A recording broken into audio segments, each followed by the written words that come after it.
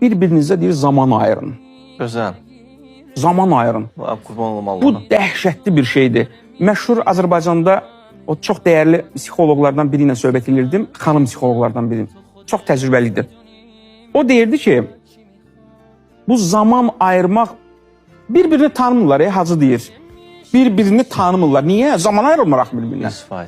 İndi sual, zaman ayırmaq nə deməkdir? Öyle dayanmadan bir-bir, fiziki cəhətdən də elə bir yerdə olmaq o zaman ayırmağın bir hissəsidir. Düzdür. Eybi yox, neynə? Oturun bir yerdə, telefonla oynayın, problem yoxdur. Birinci mərhələsi elə budur. Amma bir yerdə olun da. Bir yerdə olun. Sən gecə saat 2-də bəyəfəndilərə deyirəm. Hər gün gecə saat 2-də 3-də evə gəlirsən, hər gün istisnasız. Sonra deyirsən ki, niyə görə bizim ailəmiz dağıldı? Bəs belə olmalıdır da. Sən zaman ayırmırsan axı yoldaşıva. Bir yerdə olmursa, fiziki cəhətdən bir yerdə olmaq. Bir otaqda, bir evin damının altında nəfəs almaq, bunu çox vacib. Bir-birini görmək. Evdədir. Eybi yox, başqa otaqda olsa. Heç olmasa evdədir.